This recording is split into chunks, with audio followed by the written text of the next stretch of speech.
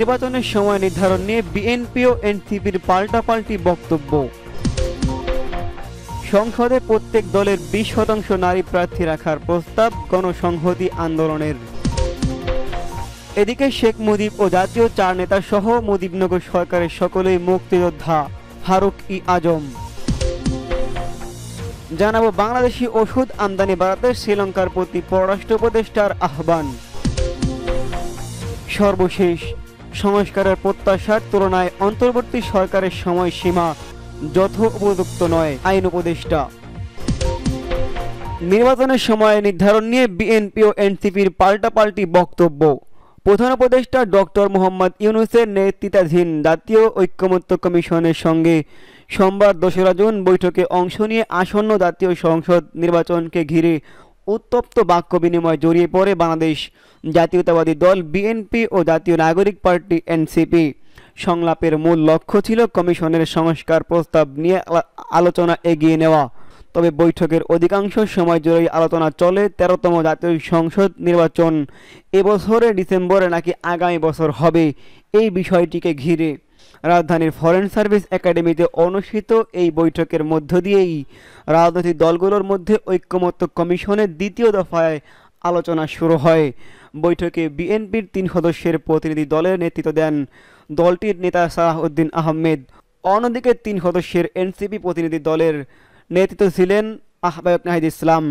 বৈঠকের শুরুতে প্রধান উপদেষ্টা সকল রাজনৈতিক দলকে স্বাগত জানান এবং কমিশনের সঙ্গে আলোচনা এগিয়ে নেওয়ার ধন্যবাদ জানান। সংক্ষিপ্ত 4 মিনিটের বক্তব্য দেওয়ার পর তিনি কমিশনের সদস্যরা রাজনৈতিক দলগুলোর বক্তব্য শোনেন। বিএনপির পক্ষ থেকে সালাউদ্দিন আহমেদ বলেন, বিএনপি নির্বাচন অনুষ্ঠিত করার বিষয়ে 31 ডিসেম্বরের একদিন পরেও সময় দিতে রাজি নয়। তিনি বলেন, সংবিধান সংশোধন ছাড়া প্রয়োজনীয় অন্যান্য সব ধরনের সংস্কার 1 মাসেই সম্পন্ন করা সম্ভব। এরপর এনসিপি নেতা নাহিদ ইসলাম বলেন, কিছু দল ভারতের সাথে সুর মিলে ডিসেম্বরে নির্বাচন চায়। তাদের বক্তব্যের সাথে ভারতের বক্তব্যের কোনো পার্থক্য নেই। তারা ভারতের সুরেই নির্বাচনের কথা বলছে। এই মন্তব্যে ক্ষুব্ধ হন সালাউদ্দিন আহমেদ। তিনি প্রতিক্রিয়া জানিয়ে বলেন, ডিসেম্বরের নির্বাচন চাইলে যদি ভারতের সুরে কথা বলা হয় তাহলে যারা নির্বাচন পেছাতে চায় তারা নিশ্চয়ই যুক্তরাষ্ট্র কিংবা চীনের সুরে কথা বলছে। বৈঠকে উপস্থিত অন্তত 6 জন অংশগ্রহণকারী বিষয়টি নিশ্চিত করেন যে এরপর বিএনপি ও এনসিপির প্রতিনিধির মধ্যে তীব্র বিতণ্ডা শুরু হয়। নাম প্রকাশে অনিচ্ছুক এক রাজনৈতিক দলের শীর্ষ নেতা বলেন, বৈঠকে মূলত সংস্কার নিয়ে আলোচনা হওয়ার কথা থাকলেও তা হয়ে দাঁড়ায় নির্বাচনের সময়কাল নিয়ে বিতর্কে। বিএনপি ও এনসিপির মধ্যে তর্ক হয় নির্বাচন ডিসেম্বরে হওয়া উচিত কিনা তা নিয়ে। তিনি আরও বলেন, কিছু ছোট দল শুধু বিএনপির অবস্থান সমর্থন করতেই আলোচনা সভায় এসেছে। তাদের নিজস্ব কোনো মতামত নেই। তারা দেশের স্বার্থ নিয়ে ভাবছে না, বরং শুধু নির্বাচনের বিষয় নিয়েই ব্যস্ত। আরেক রাজনৈতিক দলের নেতা বলেন, বৈঠকের সংস্কার ও বিচার ব্যবস্থা নিয়ে আলোচনা হওয়ার কথা থাকলেও বেশিরভাগ সময় চলে নির্বাচন নিয়ে কথা এবং সেটি নিয়েই বারে বারে প্রশ্ন হয়। বিএনপি যেহেতু একটি বড় দল, তাদের ডিসেম্বরে নির্বাচন নিয়ে এত অনড় থাকা ঠিক নয়। তিনি বলেন, যদি সংস্কার বাস্তবায়নে জুন পর্যন্ত সময় প্রয়োজন হয় তাহলে সরকারকে সেই সময় দেওয়ার সমস্যা কোথায়? এই বিষয়টি নিয়েই বিএনপি ও এনসিপির মধ্যে বিতর্ক শুরু হয়। সংসদে প্রত্যেক দলের 20% নারী প্রার্থী রাখার প্রস্তাব গণসংহতি আন্দোলনের। গণসংহতি আন্দোলনের প্রধান সমন্বয়ক জুনায়েদ সাকি বলেছেন, আগামী নির্বাচন যেহেতু আগের পদ্ধতিতেই হবে, সেখানে নির্বাচনের কমিশনের জায়গা থেকে একটা সুনির্দিষ্ট বিধান করা যে আগামী পার্লামেন্টে প্রত্যেক দল থেকে অন্তত 20% নারী প্রার্থী দিতে হবে। মঙ্গলবার 3 জুন রাজধানী ফরেন সার্ভিস একাডেমিতে রাজনৈতিক দলগুলোর সঙ্গে জাতীয় ঐকমত্য কমিশনের দ্বিতীয় দফার বৈঠকে শেষে এসব কথা বলেন তিনি। জুনায়েদ আহমেদ সাকি বলেন, আইন কমিটি কিংবা স্ট্যান্ডিং কমিটি পার্লামেন্টে যাতে অ্যাকাউন্টেবিলিটি নিশ্চিত করার একটা জায়গা হয়, সেটার আইনগত বিধানটা করতে হবে। আমরা এই 100% ঘূর্ণায়মান পদ্ধতিতে নারী সরাসরি ভোটের যে পদ্ধতি সেটা সমর্থন করার পাশাপাশি যেহেতু আগামী সংসদে এই সংবিধান সংশোধনের জায়গাগুলো পাশ করার ব্যাপারে আমাদের প্রস্তাব, সে কারণে আমরা সংবিধান সংস্কার পরিষদের নির্বাচন চাইছি।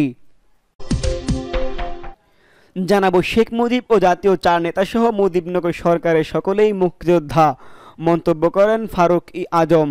বঙ্গবন্ধু শেখ মুজিবুর রহমান সহ জাতীয় 4 নেতা সৈয়দ নজরুল ইসলাম, তাজউদ্দিন আহমেদ, মোহাম্মদ মনসুর আলী ও AHM কামরুজ্জামানের মুক্তিযোদ্ধা স্বীকৃতি বলবৎ থাকবে বলে জানিয়েছেন মুক্তিযুদ্ধ বিষয়ক মন্ত্রণালয়ের উপদেষ্টা ফারুক-ই আজম। বুধবার 4 জুন সকালে গণমাধ্যমকে এই তথ্য জানিয়েছেন তিনি। উপদেষ্টা ফারুক-ই আজম বলেছেন, মুজিবনগর সরকারে যারা ছিলেন তারাও মুক্তিযোদ্ধা হিসেবে বিবেচিত হবেন। যারা সশস্ত্রভাবে মুক্তিযুদ্ধ করেছে, যারা পরিচালনা করেছে তারা মুক্তিযোদ্ধা। গণমাধ্যম মিসলিডিং হয়েছে, তবে ওই সরকারের কর্মকর্তা কর্মচারীরা সহযোগী মুক্তিযোদ্ধা হিসেবে বিবেচিত হবেন। তিনি আরও বলেছেন, স্বাধীন বাংলা বেতার কেন্দ্রসহ কূটনৈতিকরা সহযোগী মুক্তিযোদ্ধা। সহযোগী মানে এই নয় যে তাদের সম্মান ক্ষুণ্ণ করা হয়েছে। বীর মুক্তিযোদ্ধা নতুন সংজ্ঞা নির্ধারণ করে তা জাতীয় মুক্তিযোদ্ধা কাউন্সিল আইনের সংশোধিত অধ্যাদেশ স্পষ্টভাবে উল্লেখ থাকলেও এটি নিয়ে বিতর্ক সৃষ্টি করা হচ্ছে বলে অভিযোগ করেন তিনি। মুক্তিযুদ্ধ বিষয়ক এই উপদেষ্টা জানান, 1972 সালে মুক্তিযোদ্ধার যে সংজ্ঞা ছিল সেটাই তা বাস্তবায়ন করছেন। 2018 ও 2022 সালে এটা পরিবর্তন করা হয়। মুক্তিযোদ্ধা ও মুক্তিযুদ্ধের সহযোগী দুইয়ের সম্মান, মর্যাদা, সুযোগ সুবিধা একই থাকবে। জাতিগতভাবে মুক্তিযুদ্ধ না করলে আমরা স্বাধীন হতাম না। মুক্তিযুদ্ধের চেয়ে গৌরব আমাদের জাতির ইতিহাসে আর হয়নি। উল্লেখ্য, মঙ্গলবার 3রা জুন রাতে বীর মুক্তিযোদ্ধা নতুন সংজ্ঞা নির্ধারণ করে জামুকা আইনের সংশোধিত অধ্যাদেশ জারি করে সরকার। এদিকে বাংলাদেশি ঔষধ আমদানি বাড়াতে শ্রীলঙ্কার প্রতি পররাষ্ট্র উপদেষ্টার আহ্বান। ঢাকা 3রা জুন 2025। পররাষ্ট্র উপদেষ্টা মোহাম্মদ তৌহিদ হোসেন শ্রীলঙ্কার প্রতি বাংলাদেশ থেকে ওষুধ পণ্য আমদানির বৃদ্ধির আহ্বান জানিয়েছেন। তিনি দেশটির ঔষধ খাতের শক্তি, বৈশ্বিক মান এবং প্রতিযোগিতামূলক কথা তুলে ধরেন। বাংলাদেশ শ্রীলঙ্কার হাই কমিশনার ধর্মপাল বীরকাকোডি পররাষ্ট্র মন্ত্রণালয়ের সঙ্গে সৌজন্যে সাক্ষাৎ করতে গেলে এমন মন্তব্য করেন তিনি। বৈঠকে উভয় পক্ষ দ্বিপাক্ষিক বিভিন্ন বিষয় নিয়ে আলোচনা, বিশেষ করে বাণিজ্যিক বিনিয়োগ, ঔষধ, তথ্য ও যোগাযোগ প্রযুক্তি, শিক্ষা এবং পর্যটনের মতো খাতে সহযোগিতা বৃদ্ধির উপর জোরদান করেন তারা। শ্রীলঙ্কার হাই কমিশনার সাম্প্রতিক সহযোগিতামূলক উদ্যোগগুলো তুলে ধরেন এবং বাংলাদেশের শ্রীলঙ্কার বিনিয়োগ এবং ব্যবসা সম্পর্কে আপডেট শেয়ার করেন। তিনি শ্রীলঙ্কার বাংলাদেশি পর্যটকদের অব্যাহত আগ্রহের প্রশংসা করেন এবং আরও পর্যটন এবং মানুষে আদান প্রদানের আশা প্রকাশ করেন।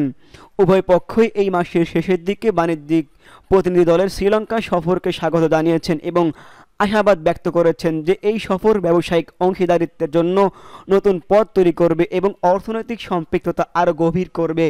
হাই কমিশনার বীরকাকোডি গত 21 মে ভার্চুয়ালি অনুষ্ঠিত ইন্ডিয়ান ওয়াশান রিম অ্যাসোসিয়েশন মন্ত্রিপরিষদ 24তম সভায় অংশগ্রহণের জন্য উপদেষ্টাকে ধন্যবাদ জানান। দ্বিপাক্ষিক সম্পর্কের গতি বজায় রাখার জন্য তারা পরবর্তী রাউন্ডে পররাষ্ট্র দপ্তর পরামর্শ দ্রুততম সময়ে আয়োজনের গুরুত্ব আরোপ করেন তারা। সর্বশেষ, সংস্কারের প্রত্যাশার তুলনায় অন্তর্বর্তী সরকারের সময়সীমা যথোপযুক্ত নয়, মন্তব্য আইন উপদেষ্টার। আইন, বিচার ও সংসদ বিষয়ক উপদেষ্টা ডক্টর আসিফ নজরুল বলেছেন, সমাজের সংস্কারের জন্য যে প্রত্যাশা বা চাপ তৈরি হয়েছে সেটার তুলনায় অন্তর্বর্তী সরকারের সময়সীমা ও সরকার কাঠামো খুব যথোপযুক্ত নয়, তাই সরকারকে অধিক পরিশ্রম করতে হচ্ছে। তিনি আরও উল্লেখ করেন, সরকার রাজনৈতিক দলগুলোর ঐক্যমত্যকে পাশ কাটিয়ে সংবিধান পরিবর্তনের চেষ্টা করবে না। গতকাল মঙ্গলবার বিকেলে রাজধানীর বিচার প্রশাসন প্রশিক্ষণ ইনস্টিটিউটে এক মতবিনিময় সভায় সভাপতির বক্তব্যে এমন মন্তব্য করেন আইন উপদেষ্টা আসিফ নজরুল। তিনি বলেন, সরকারের সমস্ত সংস্কারের মূল উদ্দেশ্য হচ্ছে দেশের সুশাসন ও আইনের শাসন প্রতিষ্ঠা করা, পাশাপাশি ভবিষ্যতে এই দেশের শাসকরা যেন অত্যাচারী হয়ে মানুষের জীবন বিপন্ন করে দিতে না পারে, মানুষ যেন মামলাটা জোটে পড়ে সর্বশান্ত না হয়, উচ্চ নাগরিক সুবিধা ভোগ করার ক্ষেত্রে ব্যক্তি স্বাধীনতা যাতে ক্ষুণ্ণ না হয়, মানুষ যেন ডিফাইন লিগ্যাল সিস্টেমে থাকতে পারে। এসব লক্ষ্য বাস্তবায়নে সরকারকে কাজ করতে হচ্ছে। বিভিন্ন কমিশনের সংস্কার প্রস্তাব বাস্তবায়নে অগ্রগতির বিষয়ে তিনি বলেন, বিভিন্ন কমিশনের মাধ্যমে যেসব সংস্কার প্রস্তাব পাওয়া গেছে সেগুলো থেকে আশু বাস্তবায়নযোগ্য শতাধিক প্রস্তাব চিহ্নিত করা হয়েছে এবং তা বাস্তবায়ন করার কাজ শুরু করা হয়েছে। তিনি আশা ব্যক্ত করেন, শীঘ্রই বাস্তবায়নযোগ্য সংস্কার প্রস্তাবগুলো আগামী আগস্ট মাসের মধ্যেই বাস্তবায়ন করা সম্ভব হবে। আইন উপদেষ্টা আরও বলেন, সরকার ইতিমধ্যেই সিপিসি, সাইবার সুরক্ষা আইন, নারী ও শিশু নির্যাতন দমন আইন, পাওয়ার অব অ্যাটর্নি আইন সহ বিভিন্ন আইন সংশোধন করেছে। শীঘ্রই জুডিশিয়াল সার্ভিসের নিয়োগ বিধিমালা ও আইনগত জাতীয় সহায়তা প্রদান আইন সংশোধন করতে যাচ্ছে।